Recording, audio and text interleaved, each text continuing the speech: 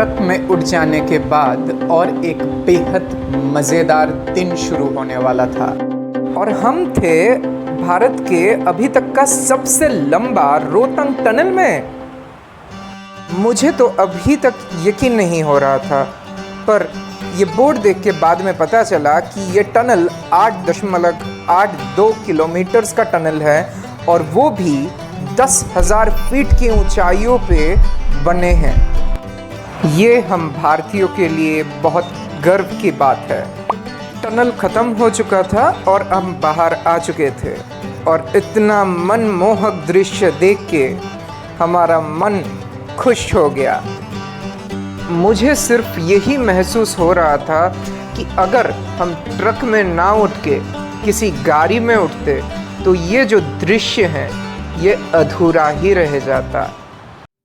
और इसीलिए मैं कहता हूँ कि प्रभु को सब कुछ पता है कि हमारे लिए क्या ज़रूरत है और क्या नहीं।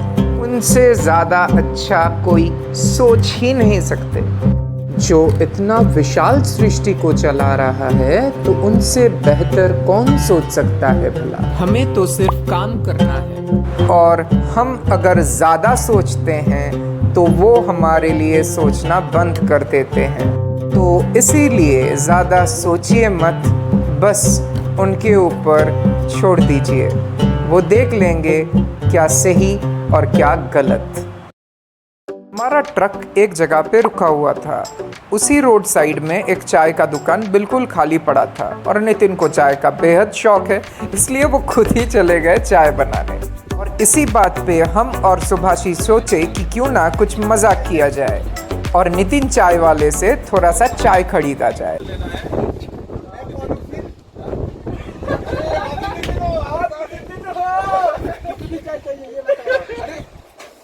आप मेरे को 30 चाय दीजिए, 30 चाय पिएंगे, ठीक है, चलेगा? बन जाएगा। जिनके हाथ में कैमरा थमा के हम शूटिंग में लगे थे, बाद में पता चला उन्हीं का ही दुकान था। तो हम फिर से निकल पड़े थे और आज शाम हो रहा था। दारचा में रुकना था क्योंकि जो ट्रक चला रहे थे उनको आज वहीं रुकना था। पहाड़ियों में खाने का बहुत दिक्कत होता है, इसलिए इमरजेंसी के लिए हम हमारे पास मैगी रखते हैं। किसी भी दुकान मिलते ही वो मैगी उनको दे देते हैं और वो पका के हमें खिला देते हैं। दारचा में भी कुछ ऐसा ही हुआ।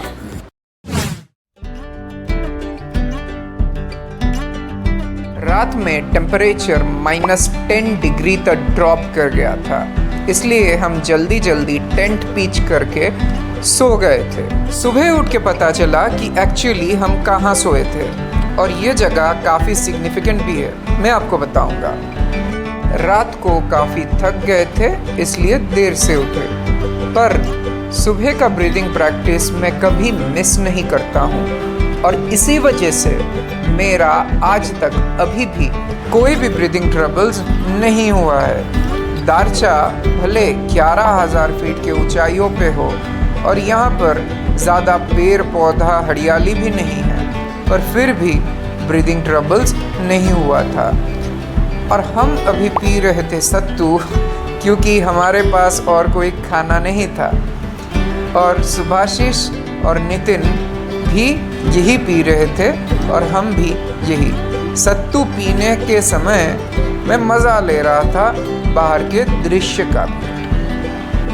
आइए आप लोगों को और एक रोचक चीज़ बताता हूँ। ये जो ब्रिज है ये हिमाचल प्रदेश का लाहौल स्पीति डिस्ट्रिक्ट में सबसे लंबा ब्रिज है और इसी ब्रिज के पास हम लोग टेंट पिच किए थे रात को, पर हमें पता नहीं था। इस ब्रिज के नीचे से चंद्रभागा नदी बहता है और उसका झड़-झड़ आवाज़ सुन के ही हमें नींद आ गया था।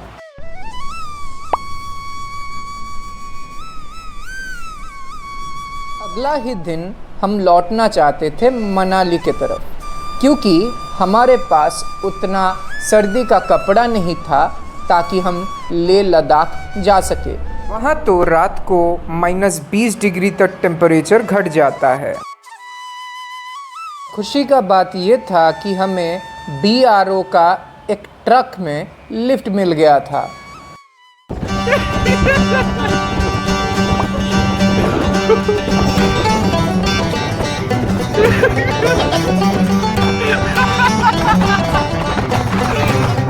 कि हम देख पा रहे हैं। ट्रक में हमारा हाल कुछ ऐसा ही था, क्योंकि राम जी को जल्दी था मनाली में BRO बेस कैंप पहुंचने का, इसलिए वो बहुत तेज ड्राइव कर रहे थे। और आज बहुत जरूरी है क्योंकि बहुत ज़्यादा धूप है यहाँ। और ये है नितिन वाह और ये है सुभाषिष वाह।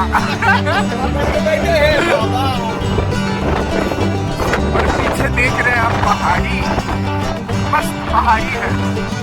और कल हम इसी रास्ते गुजरे थे रात को, हमको ये सब पहाड़ी नहीं दिखा। आज देख लेते हैं, फिर से स्लाइड करके वो चले आए। बहुत मजा आ रहा है, ट्रक पे कुछ अलग ही मजा है पिटने का।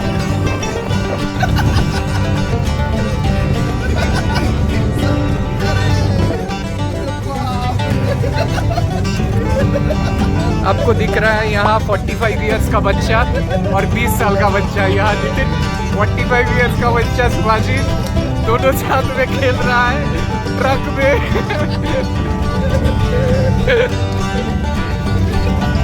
और इन खूबसूरत वादियों के बीच में हम लोग बहुत मजे कर रहे हैं ट्रक में। उस दिन जीवन में कुछ अलग ही मज़ा आया था।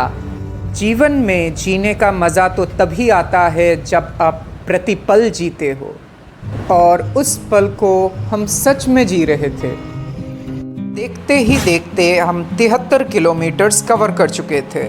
हम फिर से आ चुके थे रोहतंग टनल के अंदर। यहाँ से मनाली बाकी रह गए थे सिर्फ 28 किलोमीटर। और रामचरण जी को कोटि कोटि धन्यवाद कि वो कुछ परवाह न करते हुए हमें ट्रक में उठा लिए थे और पहुँचा भी दिए मनाली। आप लोगों से ये निवेदन रहेगा कि आप लोग एक लाइक, एक शेयर और एक सब्सक्राइब ज़रूर करना।